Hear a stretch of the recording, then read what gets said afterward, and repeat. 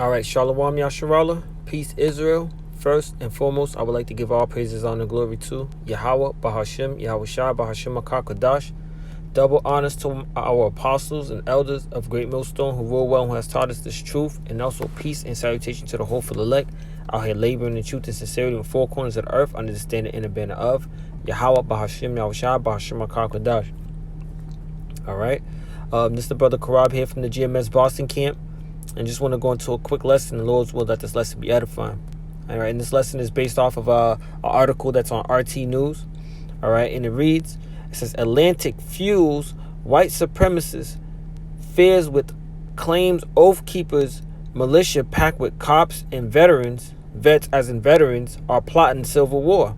All right, and this was posted October 1st, which is today, October 1st, 2020, the year of prophecy. All right. And I'm going to just go straight into it. It says a militia group called the Oath Keepers that includes cops, soldiers, and veterans is spoiling for war. Or so an alarmist profile portraying its member as trigger-happy white supremacists claim, raising pre-election fear porn. It says capitalizing on a wave of sensationalist stories about white supremacists and militias menacing America. The Atlantic has shown a spotlight on the Oath Keepers, a decade-old group with members in every U.S. state, some 2/3 of whom hail from law enforcement or the military, which vow to defend the country from all enemies, foreign and domestic, armed and dangerous. It says the group believes that the United States is currently in a civil war and is spreading that gospel to active duty service members and cops. The outlet warned on Wednesday. It says the organization neither calls itself a militia nor espouses racist ideology, as the Atlantic somewhat grudgingly admits its president Stuart Rhodes reminded the writers we're not fucking white nationalists. Salakia. It says we're not effing white nationalists, pointing out that the term has become an all-purpose smear unconnected to its literal meaning. Everybody on the right is called a white nationalist, he said. All right? So that didn't stop the writer from describing the group as an unhinged, paranoid crew of far-right gun nut who hates leftists and non-white and believe the United States is under attack by hostile elements, all but plagiarizing from the Southern Poverty Law Center's entry on the Oath Keepers. It says the group is described as based on a set of baseless conspiracy theories about the federal government working to destroy the liberties of Americans, a line which hasn't aged well in the era of coronavirus lockdown. Ironically, it says, it was the SPLC that forwarded a leaked 25,000 strong Oath Keeper membership roster to journalists, affirming the group's paranoia. The writer sat in on Oath Keepers. The writer sat in on an Oath Keepers meeting, which Rhodes called Antifa and other writers insurrectionists, and declares that we have to suppress the insurrection, warning the agitators are eventually going to be using IEDs. It says, us old vets and younger ones are going to end up having to kill these young kids, and they're going to die believing that they were fighting Nazis. All right. So I'm gonna just stop right there. But this is nothing but a new age KKK group. All right. These are all Edomites who are gun-ho and hell-bent on keeping America the way that their forefathers have set it up for them to be. All right, and when you look at it, you know this is part of the downfall of Babylon. All right, because as you see the tension is rising, the racial tension is rising. All right, and this is what our Lord Yahweh Shai, who people ignorantly call Jesus, but truly his name's Yahweh Shai. This is what he spoke of, and he warned us and let us know that these are the times to come. All right. So let me go into that first precept, going into Matthew. I'm going to just jump straight to the point. Matthew 24. And I'm going to jump straight to verse 6. And ye shall hear of wars and rumors of wars. See that ye be not troubled, for all these things must come to pass, but the end is not yet. And this is the act. This is a act of war. This is them waiting. This is them waiting for the opportunity to wage war against Jake. All right, you so-called blacks, Hispanics, Native, and Seminole Indians, man. All right, who are Israelites. This is the opportunity to wage war on Jake, because they see that their power is slipping out of their hands. All right, and it says, for nation shall rise against nation. All right, and nation is going into a people. All right, such as you have the nation of Israel, which are descendants of the Israelites, from Abraham, Isaac, and Jacob. And then you also have the nation of Edom, all right, which descend from Esau, all right, which there always been a conflict between the two, even in the beginning, from in the womb. All right, so verse 7 against it, for nation shall rise against nation, and kingdom against kingdom, and there shall be famine and pestilence and earthquakes in diverse places. All right, so this is how you tell that we're in the end times. This is what the Lord had warned us about. All right, when you start seeing these things happen, all right, and this is it's so big that, look, as you see, the news is picking it up. The alternative news media is picking it up and stating it right in the on their sites or in the news, man. All right, showing you that these people who are Edomites, all right, these nationalists, these white supremacists, they're not gonna let anything happen, or they're not gonna go out without a fight, with America being brought down. And who's the biggest opposition to these militias, these militias, oath keepers, and these other militias that are what is it, right wing, all right, these Salakia, what is it, what would be considered right wing militias, these Babylonians, they're holding on to this Babylon, which is America. Then this is what they work for. This is what their forefathers stole. They raped, robbed, murdered, just for them to be in a position that they're in today. And now you think they're really gonna let that go? All right, showing you that, man. This is all scriptural, man. This is all gonna take place. All right. So let me get 2nd Ezra 15 chapter. All right, and it says 2nd Ezra 15 and 15. I'm gonna start at verse 14. It says, woe to the world and them that dwell therein, for the sword and their destruction draweth nigh. And one people, going back also to what Matthew the 24th chapter said, it says one nation, but also it says one people shall stand up and fight against another, and swords in their hand. All right, so who is the biggest opposition to these militias, man? All right, you have the Black Lives Matter movement in Antifa. All right, and if you look, who's supporting the Black Lives Matter issue, you have Jake. You have Edomites that's in the midst of it, but when you look at it, you have celebrities, pushing this Black Lives Matter movement. You have rappers, you even have your average common citizen, because when you come out, you see certain people with the Black Lives Matter mask on, Black Lives Matter t-shirts on. All right, so it shows that they're in support. They're supporting it. All right, which is Jake. All right, because of what the climate that we're in, which is police brutality. Jake getting gunned down by the cops.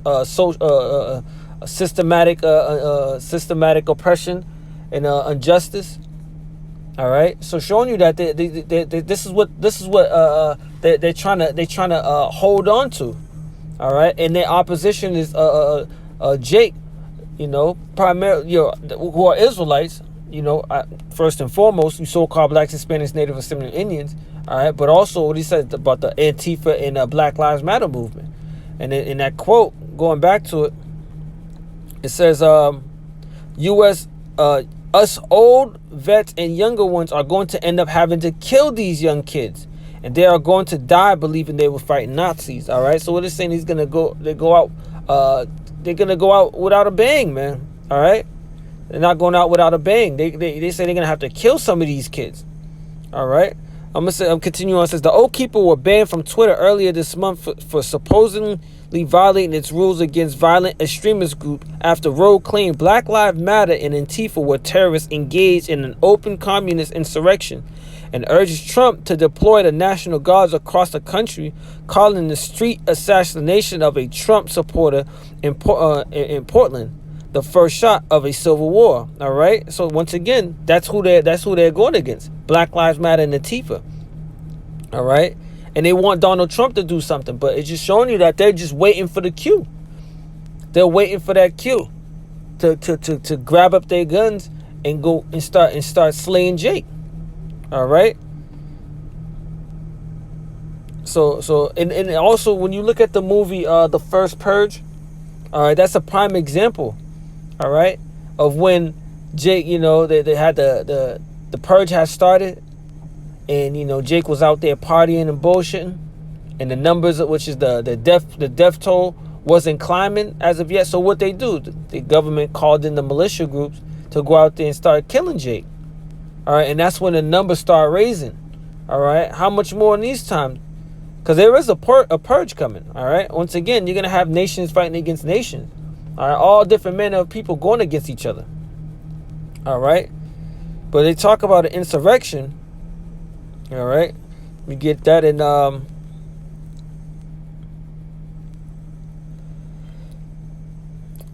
this is 2 Ezra 16 and 68. It says, For behold, the burning wrath of a great multitude is kindled over you. And that's the burning wrath of these Edomites, man. They're ready. They're ready. They're just waiting for the okay. All right. It says, for behold, the burning wrath of a great multitude is kindled over you, and they shall take away certain of you and feed you being idle with things offered unto idols. All right. So ultimately the government, you have Esau, Edom. All right, and you have these Edomite militia groups, all right? And they that consent unto them shall be had in derision and in reproach and trodden under foot. For there shall be in every place and in the next city a great insurrection upon those that fear the Lord. All right? And they shall be like madmen, sparing none, but spoiling and destroying those that fear the Lord. Like, once again, like I said, prime example or example of what comes, or something that comes to mind, is the movie The First Purge. All right, when they called in and they went into the churches and they gunned down everybody that was in the churches. All right, and then also that's what it says, that it said that some of these militias, all right, some of the members of this militia is police officers, military soldiers, and veterans. All right, showing you these are people with tactical training. These are people that been doing this for a while, and ultimately they have a hatred towards Jake. All right, so I'm gonna just grab one more precept.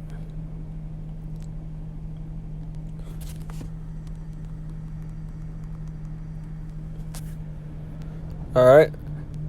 Because that same hatred that they have for Jake, which are you Israelites, is the same hatred that was all the way in the beginning with Esau and Jacob. All right, Esau being their forefather and Jacob being our forefather. All right, that hatred is still in them because it's hereditary. All right, it says Genesis 27 and 41. And Esau hated Jacob because of the blessing wherewith his father blessed him. And then when you go into it, what it says, that he was gonna gain the world by way of the sword. All right, he was gonna gain the world by the sword. You know what? Let me jump up.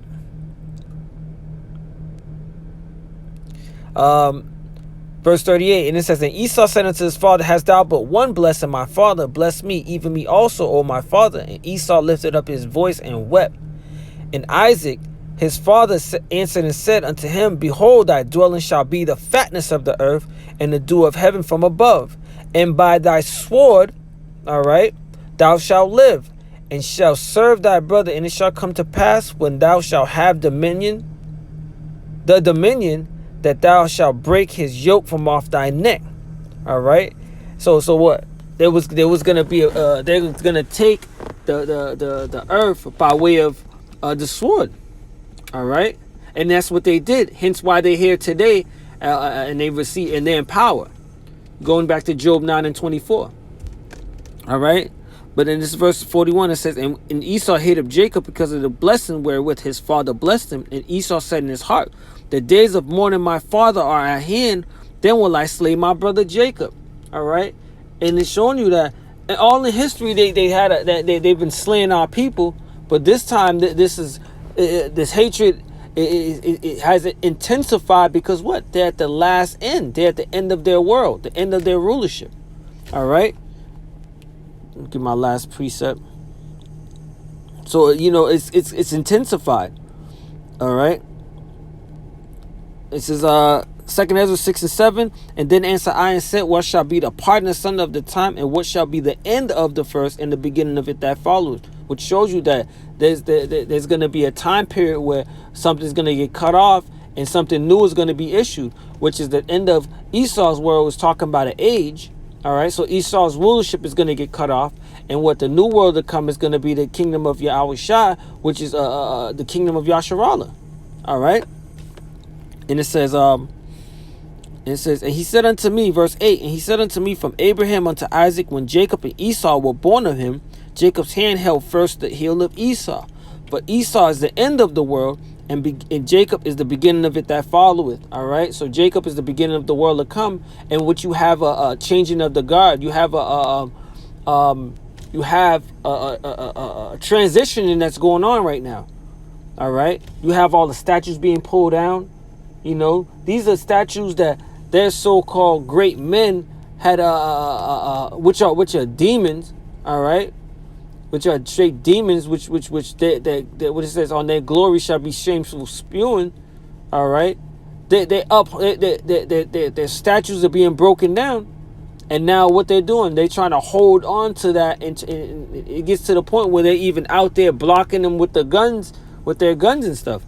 All right, trying to protect their history, because what? That's their history. That's what established their rulership. That's what established their the position that they're in today to do the things that they do. But the Lord Yahweh B'Shem Yahushua is now bringing Esau down, and with him bringing Esau down, this is the purpose of him being mad. All right. So once again, verse 9, it says, for Esau is the end of the world, and Jacob is the beginning of it that followeth. And Esau is not going to go down without a fight. All right. It's even to the point where Esau is even going to fight against the Lord. But on a lower level, as the militia, they're waiting for the green light to go and start some shit. All right, and it's so bold that they're speaking on it live and during these meetings with these journalists. All right, so just end it off there. I pray and hope that in Lord's will, that this lesson was edifying. I want to give all praises, honor, and glory to Yahweh B'Shem Yahushua B'Hashem HaKadosh. Double honors to our apostles and elders of Great Millstone who rule well, who has taught us his truth, and also peace and salutation once again. And with that, to the hopeful elect. And with that, I want to say Shalom, Abba Babal, and Kwam Yasharallah.